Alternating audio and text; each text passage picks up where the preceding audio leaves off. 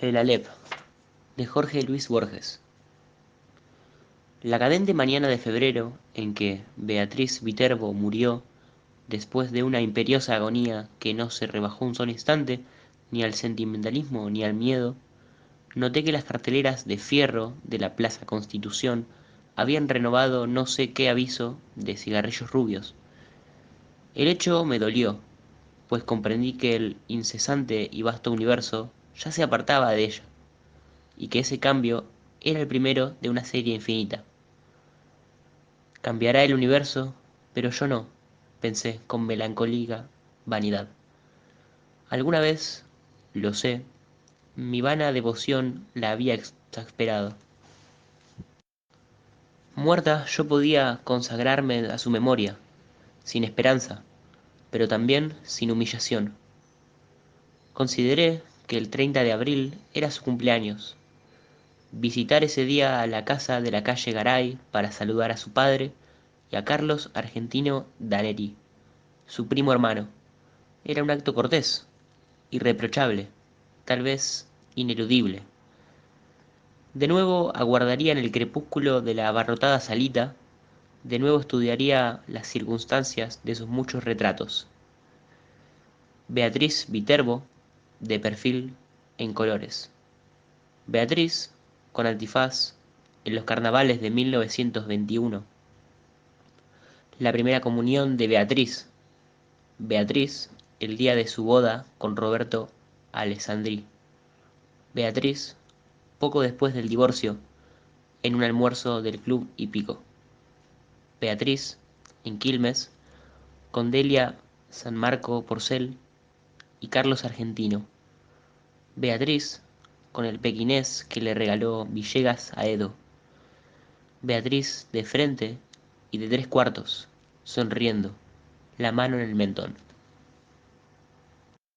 No estaría obligado, como otras veces, a justificar mi presencia con módicas ofrendas de libros, libros cuyas páginas, finalmente, aprendí a cortar, para no comprobar, meses después, que estaban intactos. Beatriz Viterbo murió en 1929. Desde entonces, no dejé pasar un 30 de abril sin volver a su casa. Yo solía llegar a las 7:15 y quedarme unos 25 minutos. Cada año aparecía un poco más tarde y me quedaba un rato más. En 1933, una lluvia torrencial me favoreció. Tuvieron que invitarme a comer. No desperdicié, como es natural, ese buen precedente. En 1934 aparecí, ya dadas las 8, con un alfajor santafesino. Con toda naturalidad me quedé a comer. Así, en aniversarios melancólicos y vanamente eróticos, recibí las graduales confidencias de Carlos Argentino Daneri. Beatriz era alta, frágil, muy ligeramente inclinada. Había en su andar, si el oxímoron es tolerable, una como graciosa torpeza, un principio de éxtasis. Carlos Argentino es rosado, considerable, canoso, de rasgos finos. Ejerce no sé qué cargo subalterno en una biblioteca ilegible de los arrabales del sur. Es autoritario, pero también es ineficaz. Aprovechaba, hasta hace muy poco, las noches y las fiestas para no salir de su casa. A 2 generaciones de distancia, la S italiana y la copiosa gesticulación italiana sobreviven en él. Su actividad mental es continua, apasionada, versátil y del todo insignificante. Abunda en inservibles analogías y en ociosos escrúpulos. Tiene, como Beatriz, grandes y afiladas manos hermosas. Durante algunos meses padeció la obsesión de Paul Fort, menos por sus baladas que por la idea de una gloria intachable. Es el príncipe de los poetas de Francia, repetía con fatuidad. En vano te resolverás contra él. No lo alcanzará, no, la más inficionada de sus saetas. El 30 de abril de 1941 me permití agregar al alfajor una botella de coñac del país. Carlos Argentino lo probó, lo juzgó interesante y emprendió, al cabo de unas copas, una vindicación del hombre moderno. Lo evoco, dijo con una animación algo inexplicable, en su gabinete de estudio, como si dijéramos en la torre albarrana de una ciudad, provisto de teléfonos, de telégrafos, de fonógrafos, de aparatos de radiotelefonía, de cinematógrafos, de linternas mágicas, de glosarios, de horarios, de prontuarios, de boletines. Observó que para un hombre así facultado el acto de viajar era inútil. Nuestro siglo XX había transformado la fábula de Mahoma y de la montaña. Las montañas, ahora, convergían sobre el moderno Mahoma. Tan ineptas me parecieron esas ideas, tan pomposa y tan vasta su exposición, que las relacioné inmediatamente con la literatura. Le dije que por qué no las escribía.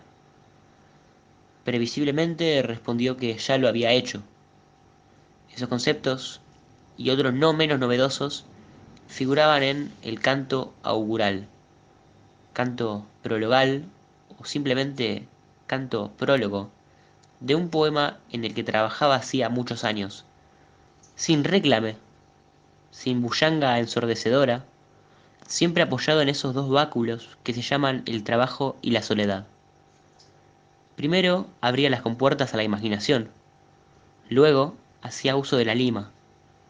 El poema se titulaba La Tierra. Trata base de una descripción del planeta, en la que no faltaban, por cierto, la pintoresca digresión y el gallardo apóstrofe. Le rogué que me leyera un pasaje, aunque fuera breve.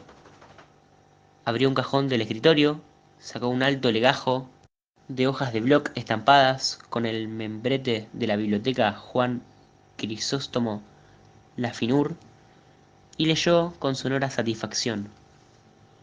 He visto cómo el griego, las urbes de los hombres, los trabajos, los días de varia luz, el hambre. No corrijo los hechos, no falseo los nombres, pero el bollaje que narro es autor de machambre. Estrofa a todas luces interesante, dictaminó. El primer verso granjea el aplauso del catedrático, del académico, del helenista, cuando no de los eruditos a la violeta, sector considerable de la opinión. El segundo pasa de Homero a Hesíodo, todo un implícito homenaje, en el frontis del flamante edificio, al padre de la poesía didáctica, no sin remozar un procedimiento cuyo abolengo está en la escritura, la enumeración, congerie o conglobación. El tercero, barroquismo, decadentismo, culto depurado y fanatismo de la forma, consta de dos hemistiquios gemelos. El cuarto, francamente bilingüe, se asegura el apoyo incondicional de todo espíritu sensible a los desenfadados émbites de la facesia. Nada diré de la rima rara ni de la ilustración que me permite, sin pedantismo, acumular en 4 versos 3 alusiones eruditas que abarcan 30 siglos de apretada literatura. La primera a la Odisea, la segunda a los trabajos y días, la tercera a la bagatela inmortal que nos depararán los ocios de la pluma del saboyano. Comprendo una vez más que el arte moderno exige el bálsamo de la risa, el scherzo. Decididamente tiene la palabra Goldoni. Otras muchas estrofas me leyó que también obtuvieron su aprobación y su comentario profuso. Nada memorable había en ellas. Ni siquiera las juzgué mucho peores que la anterior. En su escritura habían colaborado la aplicación, la resignación y el azar. Las virtudes que Danery les atribuía eran posteriores. Comprendí que el trabajo del poeta no estaba en la poesía, estaba en la invención de razones para que la poesía fuera admirable. Naturalmente, ese ulterior trabajo modificaba la obra para él, pero no para otros. La dicción oral de Danery era extravagante. Su torpeza métrica le vedó, salvo contadas veces, transmitir esa extravagancia al poema. Una sola vez en mi vida he tenido ocasión de examinar los 15.000 dodegasílabos de Poliobion, esa epopeya topográfica en la que Michael Drayton registró la fauna, la flora, la hidrografía, la orografía, la historia militar y monástica de Inglaterra. Estoy seguro de que ese producto considerable, pero limitado, es menos tedioso que la vasta empresa congénere de Carlos Argentino. Este se proponía versificar toda la redondez del planeta. En 1941 ya había despachado unas hectáreas del estado de Queensland, más de 1 kilómetro del curso de Ob, un gasómetro al norte de Veracruz, las principales casas de comercio de la parroquia de la Concepción, la quinta de Mariana Cambaceres de Alvear en la calle 11 de Septiembre, en Belgrano, y un estacionamiento de baños turcos no lejos del acreditado acuario de Brighton.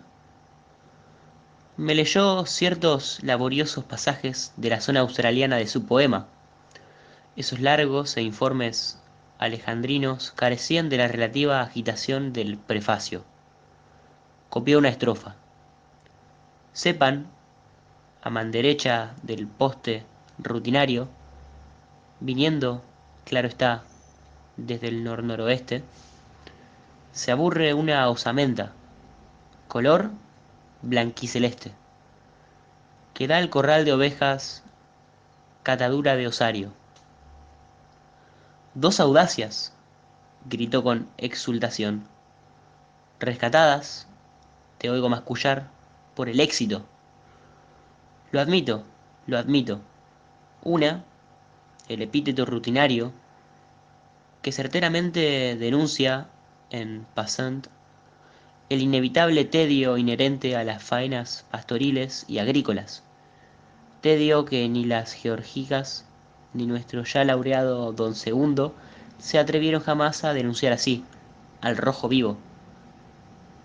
Otra, al enérgico prosaísmo se aburre una osamenta, que el melindroso querrá excomulgar con horror, pero que apreciará más que su vida el crítico de gusto viril.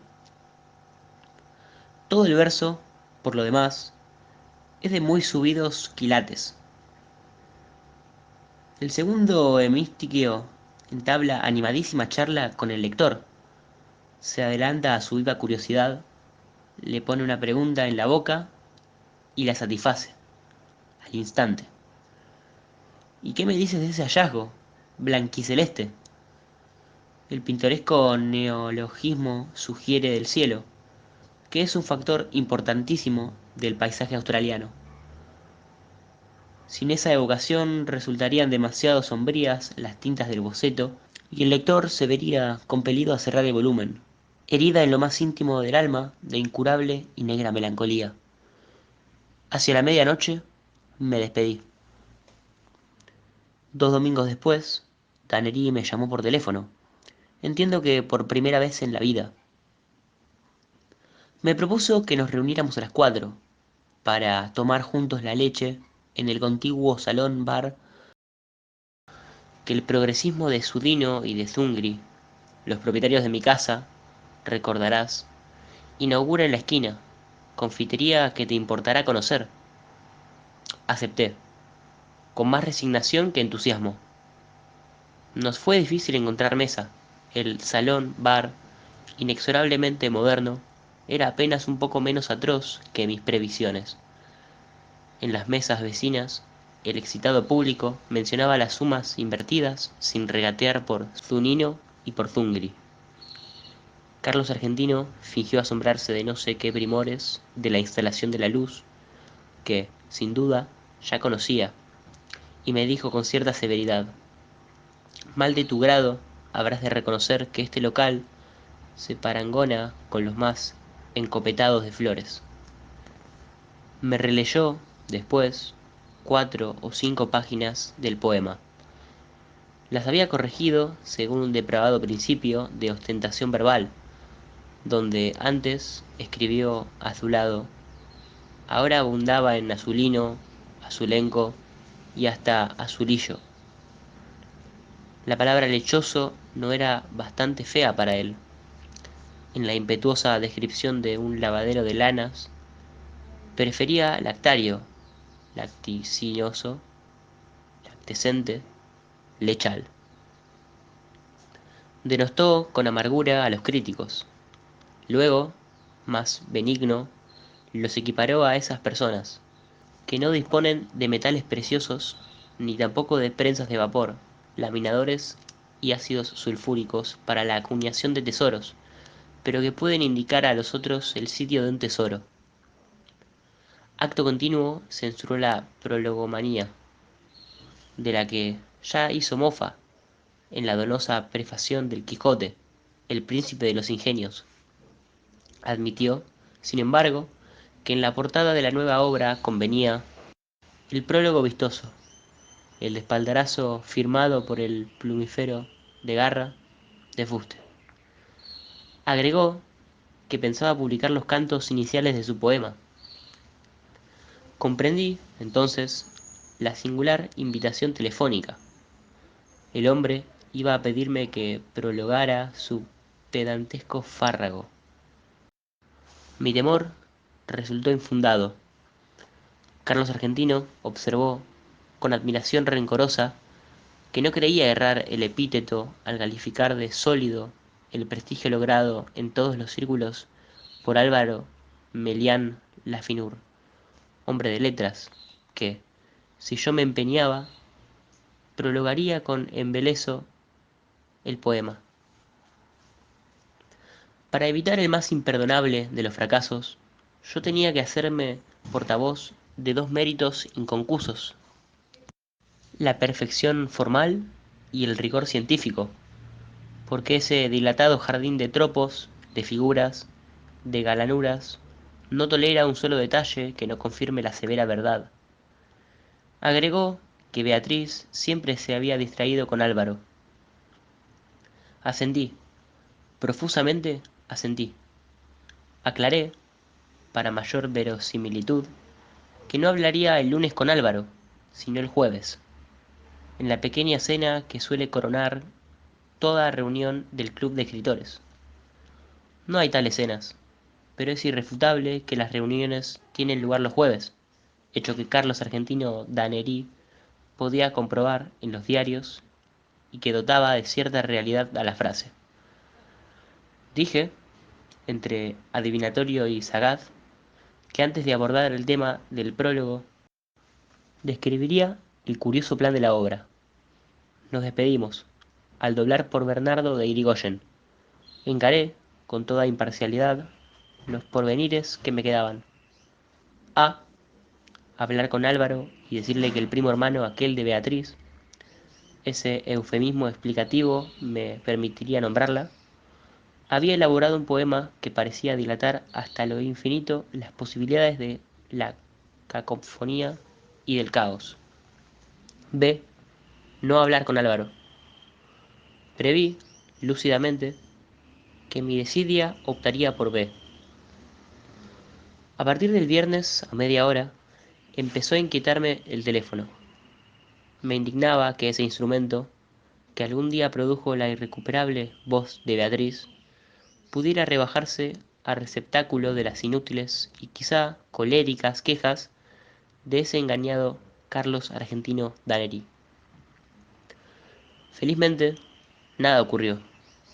salvo el rencor inevitable que me inspiró aquel hombre que me había impuesto una delicada gestión y luego me olvidaba. El teléfono perdió sus terrores, pero a fines de octubre, Carlos Argentino me habló. Estaba agitadísimo. No identifiqué su voz al principio. Con tristeza y con ira balbuceó que esos ya ilimitados Zunino y Zungri son pretexto de ampliar su desaforada confitería. Iban a demoler su casa. La casa de mis padres. Mi casa. La vieja casa inveterada de la calle Garay, repitió, quizá olvidando su pesar en la melodía. No me resultó muy difícil compartir su congoja. Ya cumplidos los 40 años, todo cambio es un símbolo detestable del pasaje del tiempo. Además, se trataba de una casa que, para mí, aludía infinitamente a Beatriz. Quise aclarar ese delicadísimo rasgo. Mi interlocutor no me oyó. Dijo que si Zunino y si Zungri persistían en ese propósito absurdo, el doctor Zuni, su abogado, los demandaría ipso facto por daños y perjuicios y los obligaría a abonar 100.000 nacionales. El nombre de Zuni me impresionó.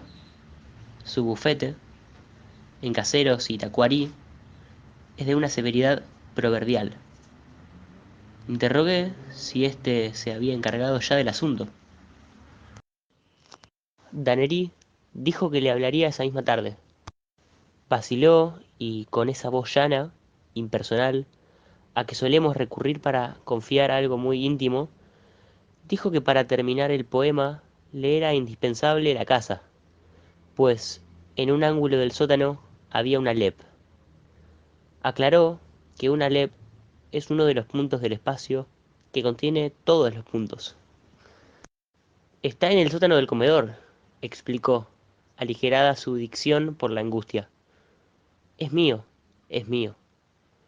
Yo lo descubrí en la niñez, antes de la edad escolar. La escalera del sótano es empinada, mis tíos me tenían prohibido el descenso, pero alguien dijo que había un mundo en el sótano. Se refería, lo supe después, a un baúl, pues yo entendí que había un mundo. Bajé secretamente, rodé por la escalera vedada, caí. Al abrir los ojos, vi el Alep. ¿El Alep? Repetí. Sí, el lugar donde están, sin confundirse, todos los lugares del orbe, vistos desde todos los ángulos. A nadie revelé mi descubrimiento, pero volví. El niño no podía comprender que le fuera deparado ese privilegio para que el hombre burilara el poema. No me despojarán Zunino y Zungri. No, y 1000 veces no. Código en mano, el doctor Zuni probará que es inajenable mi Aleph. Traté de razonar, pero ¿no es muy oscuro el sótano? La verdad no penetra en un entendimiento rebelde. Si todos los lugares de la Tierra están en el Aleph, ahí estarán todas las luminarias, todas las lámparas, todos los vénderos de luz. Iré a verlo inmediatamente. Corté antes de que pudiera emitir una prohibición. Basta el conocimiento de un hecho para percibir en el acto una serie de rasgos confirmatorios, antes insospechados. Me asombró no haber comprendido hasta ese momento que Carlos Argentino era un loco.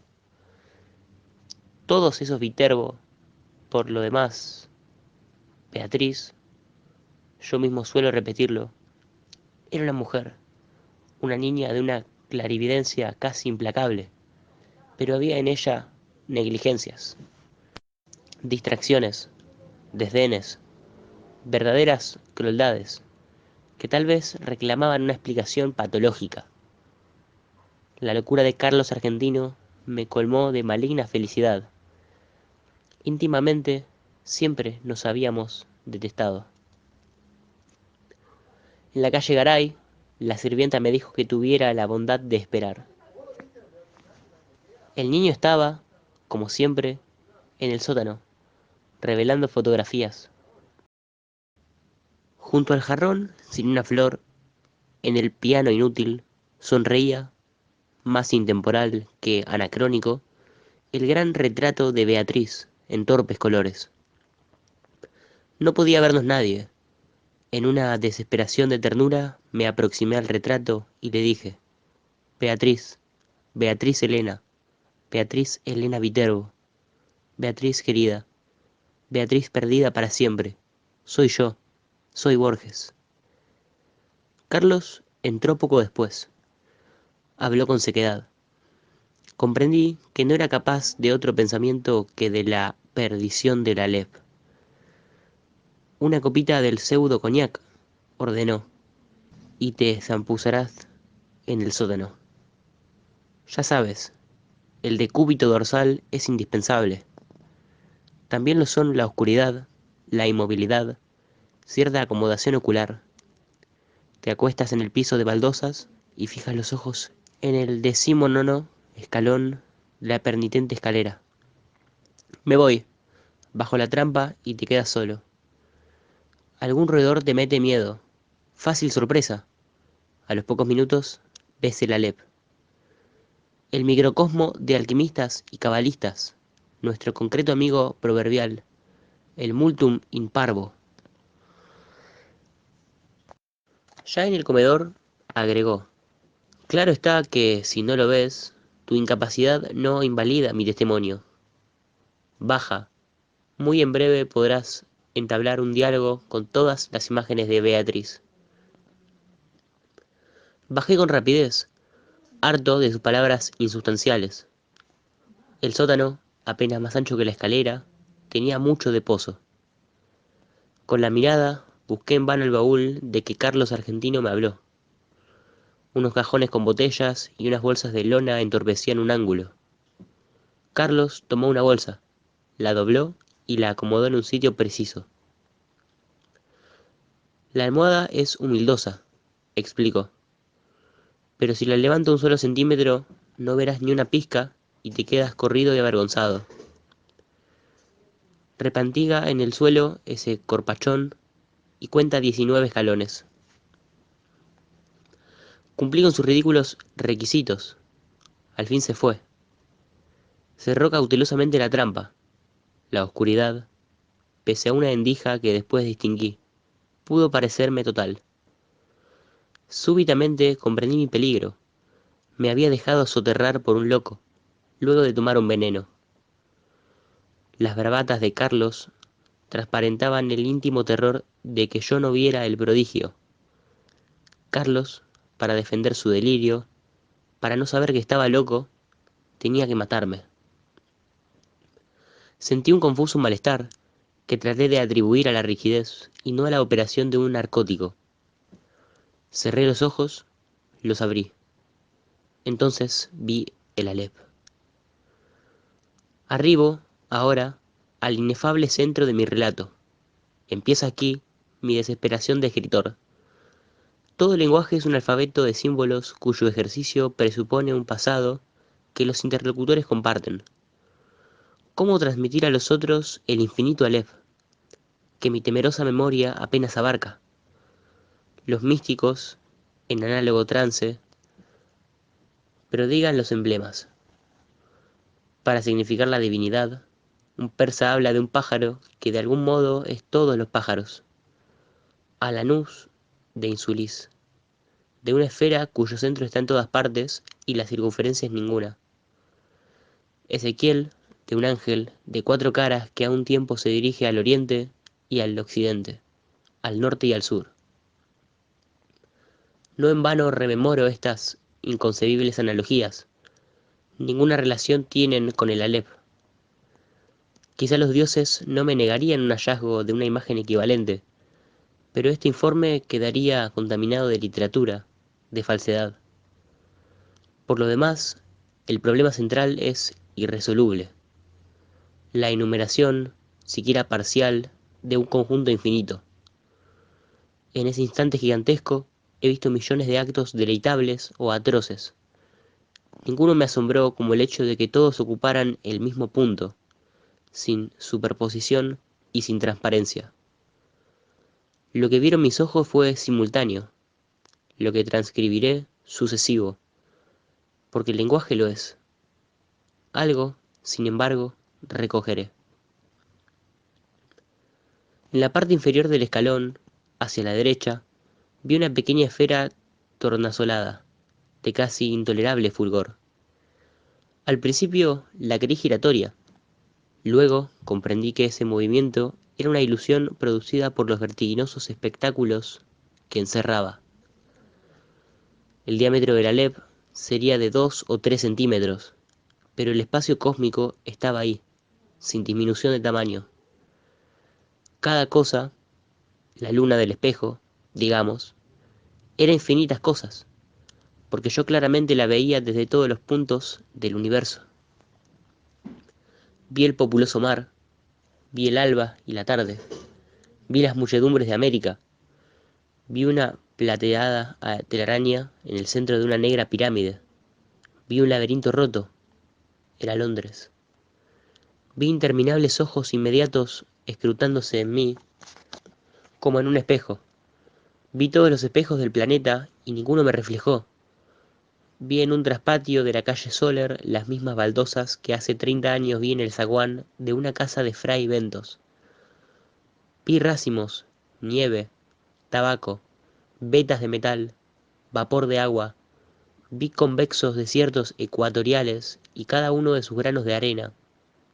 Vi en Inverness a una mujer que no olvidaré. Vi la violenta cabellera, el altivo cuerpo. Vi un cáncer en el pecho. Vi un círculo de tierra seca en una vereda, donde antes hubo un árbol. Vi una quinta de Adrogué. Un ejemplar de la primera versión inglesa de Plinio, la de Pilemont Holland. Vi a un tiempo cada letra de cada página. De chico, yo solía maravillarme de que las letras de un volumen cerrado no se mezclaran y perdieran en el decurso de la noche. Vi la noche y el día contemporáneo. Vi un poniente en Querétaro que parecía reflejar el color de una rosa en Bengala. Vi mi dormitorio sin nadie. Vi en un gabinete de Alkmaar un globo terráqueo entre dos espejos que lo multiplicaban sin fin.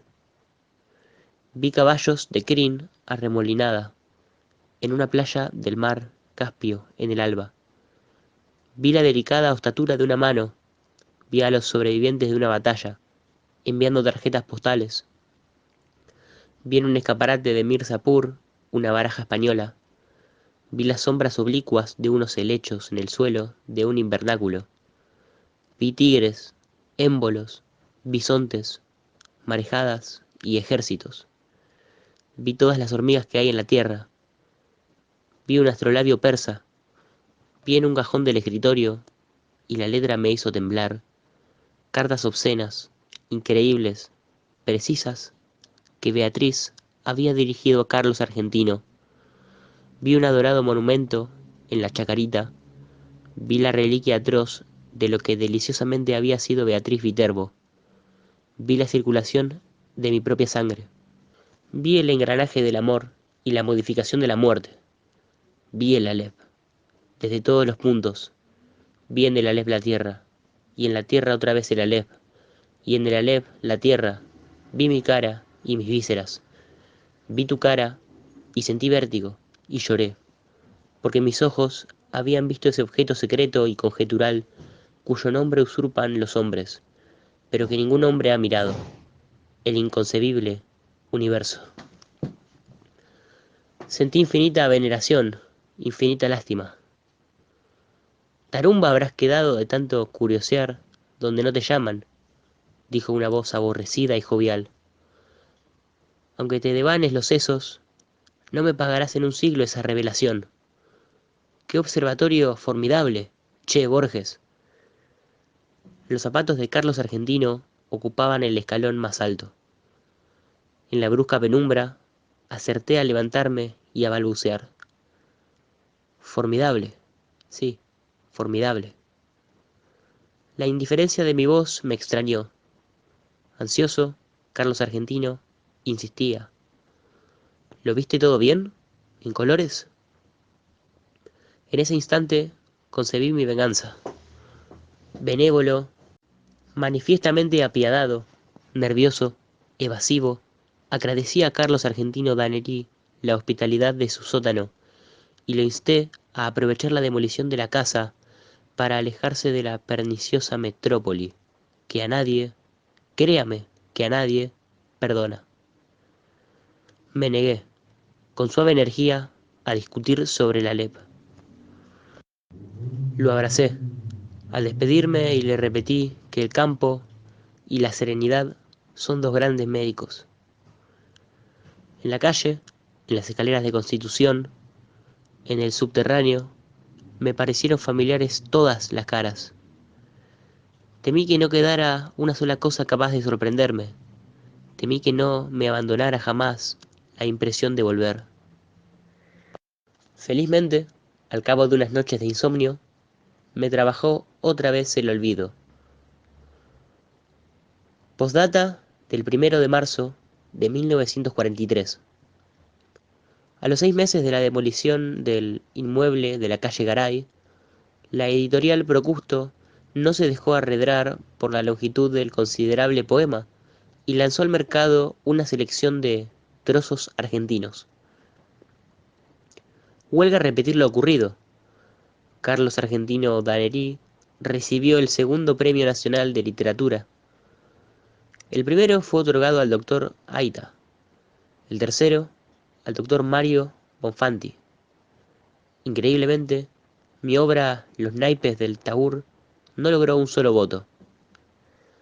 Una vez más, triunfaron la incomprensión y la envidia. Hace ya mucho tiempo que no consigo ver a Danerí. Los diarios dicen que pronto nos dará otro volumen. Su afortunada pluma, no entorpecida ya por el Alep, se ha consagrado a versificar los epítomes del doctor Acevedo Díaz. Dos observaciones quiero agregar. Una sobre la naturaleza del Alep, otra sobre su nombre. Este, como es sabido, es el de la primera letra del alfabeto de la lengua sagrada. Su aplicación al disco de mi historia no parece casual. Para la cábala, esa letra significa el En Zop, la ilimitada y pura divinidad.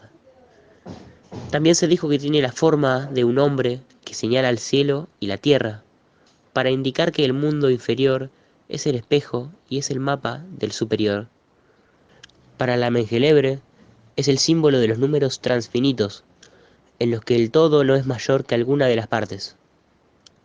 Yo querría saber, ¿eligió Carlos Argentino ese nombre o lo leyó aplicado a otro punto donde convergen todos los puntos en alguno de los textos innumerables que la Alep de su casa le reveló?